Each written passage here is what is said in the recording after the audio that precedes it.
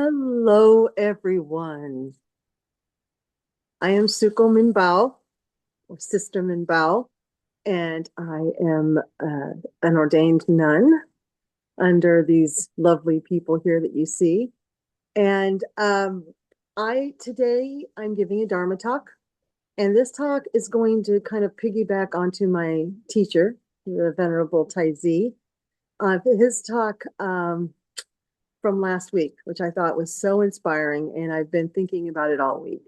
So it sort of is influencing my talk today, and it's going to be about, it's going to be referencing the Four Noble Truths and how we can, some real life examples of how we can make this Buddhism less hard and more easy, like he spoke about last week. So if you weren't able to listen to his words from last week, Reverend Scott is putting that information down in the chat, but you can find us in a video prior to this video. So the video where Taizi gives a talk from last week. All right. It's so good to see all of you. Thank you for having me this morning. Yes, I have connected with a Vietnamese lady up in Hillsborough. And it has been really lovely getting to know her. So I want to thank Ty Kozen for introducing us and getting us connected. So it's been really fun. And I've been involved with a lot of beautiful Dana and open hearts. And it just makes me love this path even more. Last week, Taizi spoke about, is Buddhism easy or hard? What do you think it is? And then he went on to explain that in short, in very short, it's easy, it's simple. It's simple. It's a very simple concept to grasp, but it's not necessarily easy sometimes. That's why it feels hard to us. And that's a very convoluted thing to say, but I'm going to try to flesh this out a bit. So I keep changing my view so that I can see all of you. As we walk this path, sometimes it is easy. Sometimes it feels very easy. We see the person struggling on the street, we give them $1. We come here to the temple, we bow when we're supposed to. I mean, these things feel pretty easy. We have a great day, we walk around with a smile on our face, and people are attracted to that, and we feel like we're spreading joy and love everywhere we go. But what happens when the day is not a great day? Or what happens when you're suddenly faced with something you can't control that's causing a lot of emotion, something that's sad for you or terrifying for you? It's not like is it like a magic pill that we can take and suddenly feel as peaceful as we did the day before? No, this is when things get a little bit tougher. There's two ways it can be tough. When Buddhism asks more of you than you've been giving, or if life asks more of you than you feel like you can give that day. How do we use Buddhism then? Is it easy? It is easier if we practice, which is why we call this a practice. I'm not going to be able to go out to a soccer field and play the level of soccer that I used to play when I was young, when I practiced all the time. I couldn't do that now, even though I did it once before. It requires sustained practice. So if someone today said, hey, you want to go play a soccer game tomorrow? That would probably be very detrimental to me at this point because I haven't been practicing. So let me give you a real life example of this. I've been thinking about this one for the last week as well. Right after Taizi's talk, the next day I had to go to work. I work on Sundays. And I was dropping off my dog at my parents' house so I could drive the 80 miles to where I work. And my mother was not in a good state when I walked in. I could see immediately. She was sitting in a chair, but she was shaking. She was looking bewildered. And she has the early stage dementia right now. So I went up to her and asked her gently if everything was okay. And she said, looked at me and says, I'm forgetting things. I'm forgetting everything. And this is the first time I've heard her say that she's aware of it. So that's the path I thought we were going down. And so I dipped into my Buddhist heart and I just leaned forward to her and said, I know. Yes. Yes, we are. Yes, you are. And then she said, I can't remember anything. And so I just put my hand on her because we're very close. And I just started stroking her because she was shaking. She has anxieties. And I said, did something happen this morning?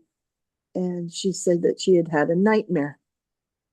And then she told me she can't, she said in her nightmare, everything was so bad and she's forgetting things and she can't remember anybody's names or anything. And so I was just present for her. Buddhism is nice because you don't have to know the answers and you don't have to know what to do. This is where the simpleness of Buddhism comes in. This is where it can be just you holding presence. It can be easy. It's hard not to offer suggestions and advice.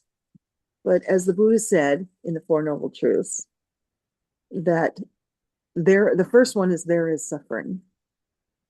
Let's just face it. And so that's where I was. Here is suffering right in front of me in a very physical manifestation of it. So what is the next one? Well, there's the things that are causing suffering are kind of coming from inside ourselves. And as we move through the Four Noble Paths, there are ways to deal with it. There's a path out of this. But she's not at this point capable of thinking that rationally.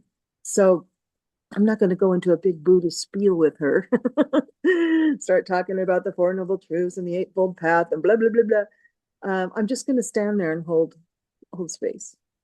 And then she looks at, and I said, do you want to tell me about the dream? She says, oh, well, remember when we lived on Shenandoah and we had that house with the hill? Well, it was Michelle and Tammy, the two twins who down the lane, and they had their horse. Remember that? And she's telling me things that I do not remember, but I know they're true because once she started talking, I was like, oh yeah, they had red hair. She goes, yeah, they had red hair. And she went on and on and on about this dream full of real people in her life that she actually was remembering. So when she finished, I said, that's a lot of remembering. I didn't remember those twins that they even existed. And now I remember them vividly now. We played a lot together. And she said, and she just kind of sat with that for a minute and realized, yes, she's not forgetting everything. So I noticed she was shaking. I said, are you feeling anxious? Let's just look at what's happening right here. Let's get her back to the present moment, right? That's what the best thing about Buddhism is. Let's bring it back to the present moment. What's happening right here? Because what happened, we know from our rational Buddhist point of view, we know that the past is gone and the future we can't control and it's a mystery. So all we have right now is this present moment. So I'm trying to get her back into this present moment. And I say, so when you woke up, did it feel like you were still in the dream? And she said, yes. And I said, sometimes those nightmares can make us feel very anxious. It can last for a while. And she said, yes. And she held up her hands and they were shaking. And I said, but that's a lot of remembering. So these might be effects from the nightmare you had. And all I did was just offer then I was offering like, maybe it's this, maybe it's that. And because she does have dementia. And she started to calm down. And I just kept my hand on her and kept that connection with her. She calmed down enough that I felt it was okay for me to leave her with my father, who's not very understanding. And I left and went to work, but I thought about her all day. So when I came back to pick up my dog, she's there. She's having a good time. And um, I said, did the effects of the dream wear off? And she looked at me and she said, what dream? I said, oh, nothing. And she was moving on.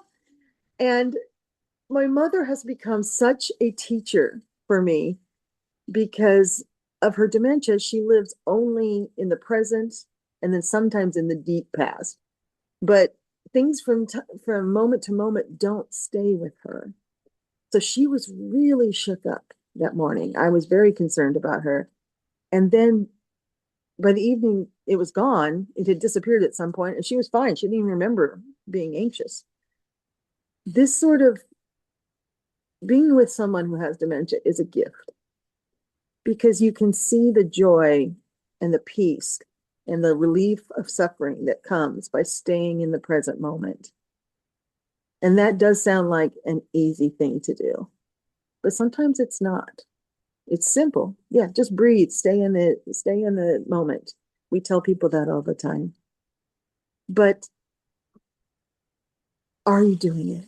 Or how do you do it? How do you let go of the person who just yelled at you on the street?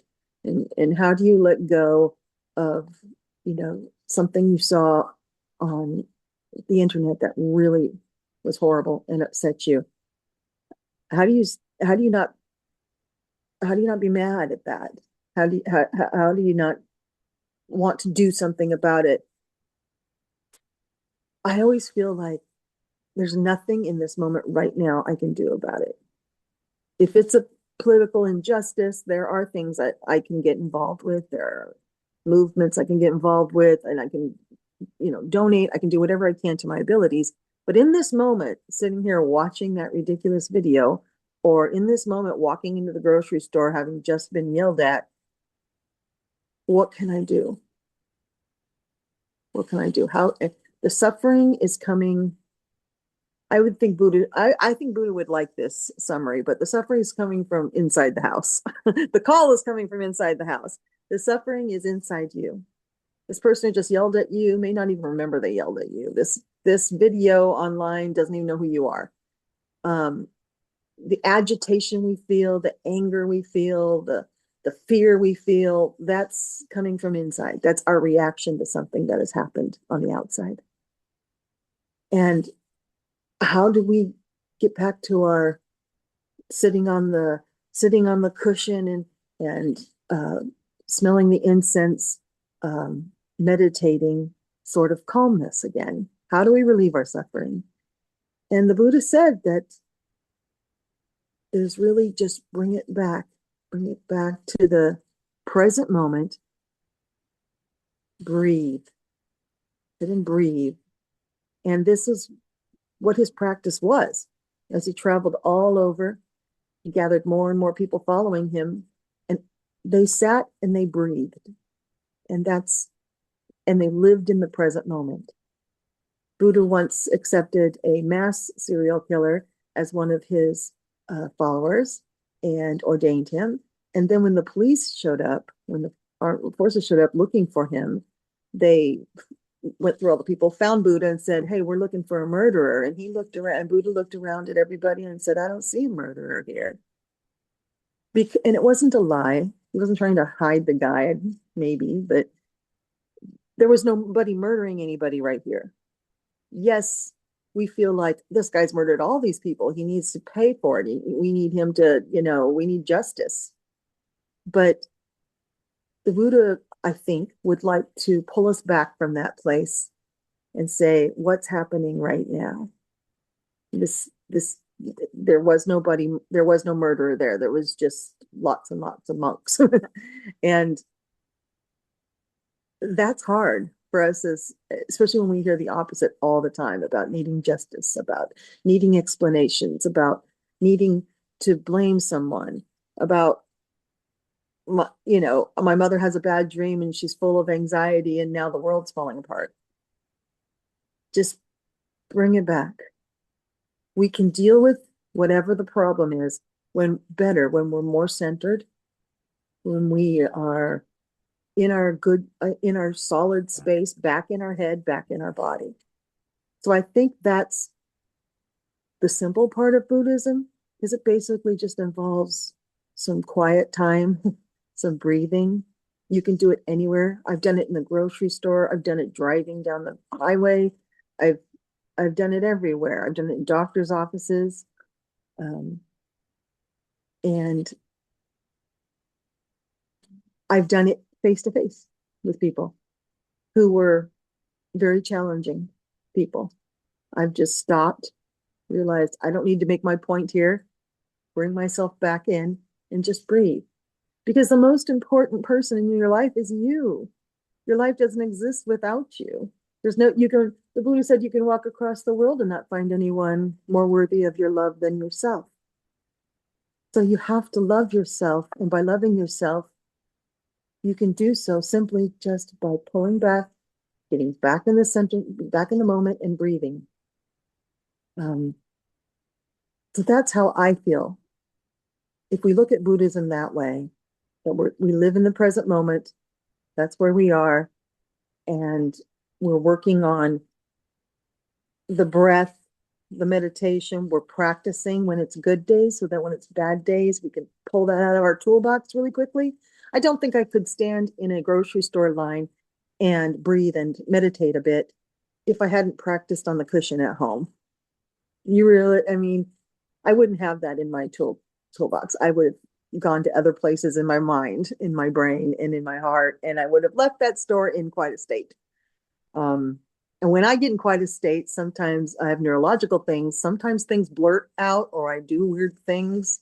Um, I remember there was one time when I was shopping and I wasn't using my Buddhism.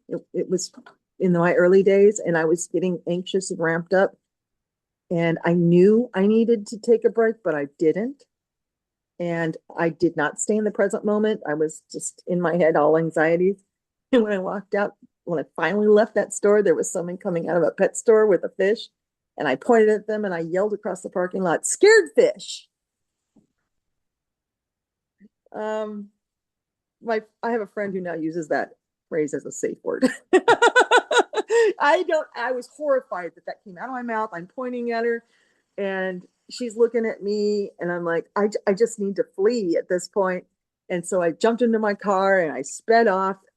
And looking back on that, I have to laugh at that Sister Minbao who didn't use her tools and who got herself into a state. And it was all me. It wasn't the crowded store. It wasn't the woman carrying the goldfish in her bag. It was me. The call was coming from inside the house, and the only one who can really address that is me. And I just didn't have the tools at that time. I have the tools now. I think I can keep myself from yelling at strangers on parking lots. And I can just make it to the car and breathe, get myself back into the present moment and realize there's nothing wrong. So with Tai Zi's prompting last week, getting me thinking, and my mom's actually sort of funny. It's a funny story. I mean, she really doesn't remember the dream and she's perfectly fine. Um,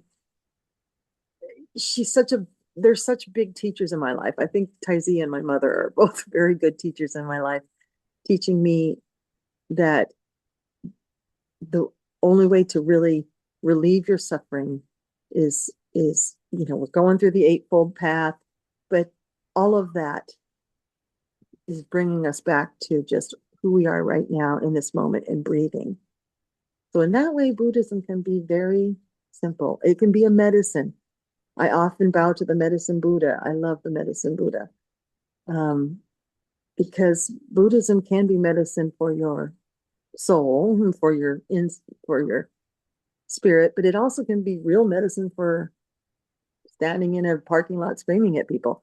It could be a balm for the brain, is what I call it. So I hope this crazy disjointed talk made some sense.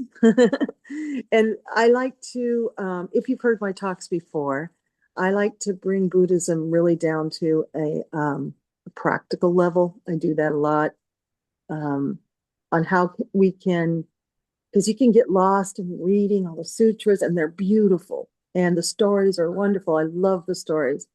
But at the end of the day, it's about what you are doing with your heart and your mind every moment and keeping yourself present here. When I meditate and I find myself drifting off, because we all will do that, I just tell myself here. My former Buddhist teacher taught me that. And that seems to, because I do it while I meditate, it's now sort of a response that if I do it out in a parking lot, yelling at a woman with a fish, I can get, it triggers something. My brain's used to it. And now I can like, oh yeah, okay, relax. So today we're going to be doing some of that practice, right? We're going to be sitting or standing or laying or however you are comfortable. You know, Buddhism isn't a test of endurance. We're going to be breathing and just being here. And while we're meditating, I'll mind the time, so don't worry about the time. I want you to be comfortable. I want you to be solid. If you're seated, it's great to sit with your back straight because we have big, heavy heads and it's hard to hold our heads up. It's easier if our spines are straight. So one thing I like to think of is a string coming out of our head, kind of pulling us up and then gently setting us back down, getting all our vertebrae aligned there. But other than that, I want you to be comfortable. I'm comfortable cross-legged until I'm not. So if you need to move, do it. Just make the movement and then come back to comfort and to here. If you find yourself making your grocery list in your head or planning the rest of the weekend, just bring yourself back to here. And sometimes this practice, that's what we're doing for 25, 40, an hour, whatever, however long you're meditating, you're just constantly bringing, and when you get done, you're like, did that accomplish anything? I'm just constantly bringing myself back to the present moment because I couldn't keep my brain, from interrupting. That's okay. That's part of the practice. It will get easier. And then some days it'll just be impossible. And some days you'll relax so much you fall asleep. That's I'm saying that for a friend. I don't actually do that. But this practice will make it easier to deal with the craziness that's all around us and the craziness that's inside of us. Thank you. And if you need help, all of us here in these lovely robes, and soon I will have more robes because nobody wants to see a naked nun. I haven't ordered anything for 5 years, so my clothes are a little ratty. And I lost a couple items. One item, I sat on some chocolate. If you knew me better, you wouldn't even blink at that. I was more upset that I'd missed that piece of chocolate and didn't eat it. But it did ruin my pants. So let us sit here or lay here. If sitting's uncomfortable, laying down is perfectly fine. Walking, perfectly fine. I'm so glad the people in the temple are here with us today. And we're just going to breathe. That's all we're going to do. And make sure that your arms are supported. That's another thing, that they're not hanging off your shoulders. And we're just going to breathe. You can have your eyes opened or closed. I close mine. And just every time we wander away, just bring ourselves back to here. And that's all that's being asked of you right now.